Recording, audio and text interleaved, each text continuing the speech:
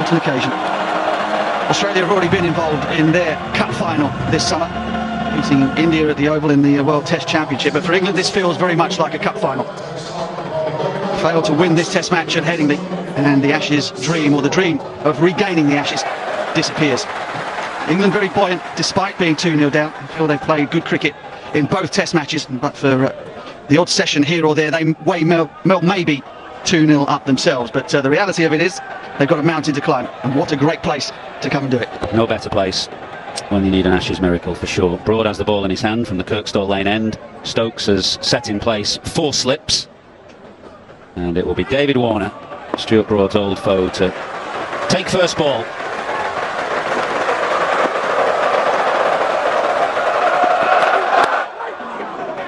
Warner gets away, and this outfield will be like lightning. It has been very dry up here in the north. The outfield is quite brown, it's very hard, and it will be fast. Just watch this go.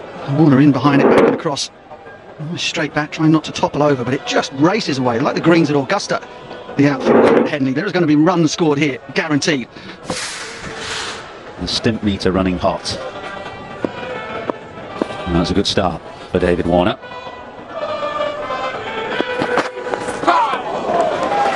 Probably expect a bit more pace from this pitch. The first 2 pitches at Edgbaston and Lords have been very slow by Test match standards. This one feels a bit firmer, and of course England have Mark Wood in the side, and that is a huge boost for them in a game they must win. He'll be by far the quickest bowler on show, and I watched him yesterday and he just looked so keen to get off the leash. He was steaming in, bowling so quickly in practice. Yeah, the surface certainly felt hard, very, very firm. When we turned up here around about 8:30 this morning, the grass was a lot greener than it is for the start. Fresh breeze blowing across the ground. The sun came out about an hour before the start and has dried it out nicely. Should have a bit of carry. There's a tiny bit of moisture in there that might cause the ball to seam early on, but it won't do it for long.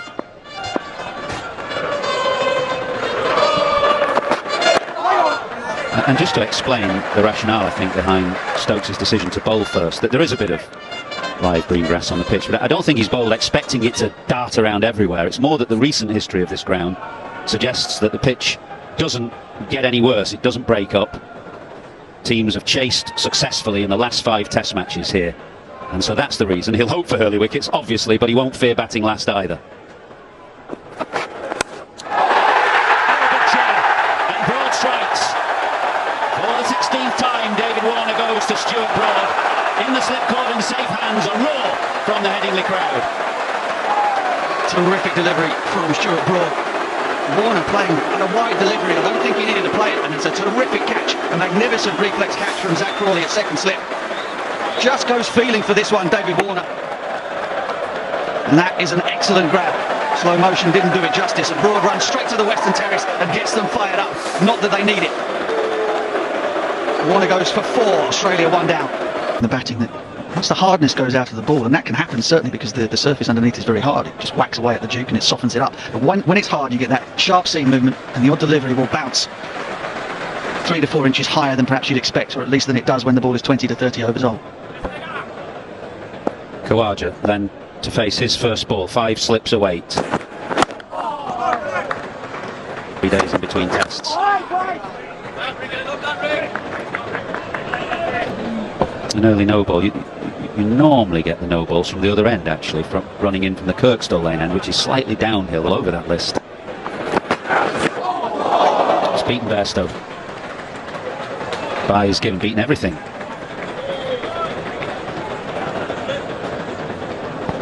Not a short ball by any means. Back of a length. This is that bounce you're talking about. Wobble seam delivery from Stuart Broad. It just kicks.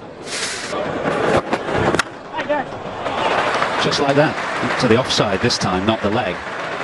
But that is lovely. Weight into the ball, lovely rhythm and flow, back coming through the line.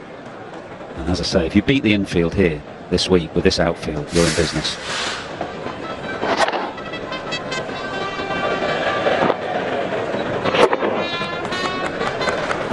Yeah, great shot, that barely gets out of the crease. It bowls fuller to him than to any of the other Australian batters.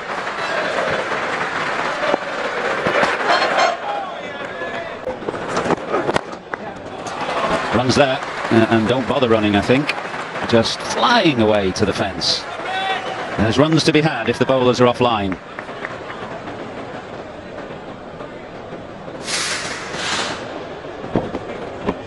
Again, Robinson searching for movement, getting the ball full, no issue with that.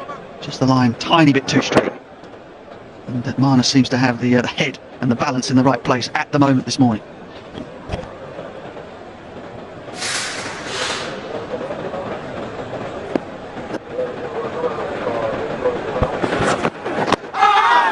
Inside edge.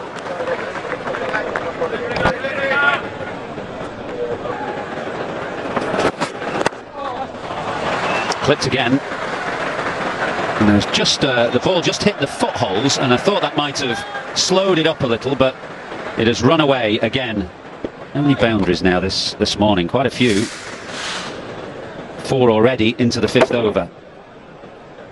Basically, get the middle of the bat on it and miss the field, it's 4. Actually, he injured himself.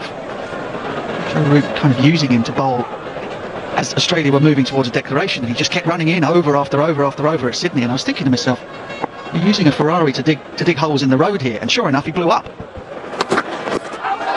Oh, I think it was pad. Leg byes given. Bairstow was moving swiftly to his left, couldn't quite get it in the left hand, but it was off the pad in any case. Yeah, rapid delivery.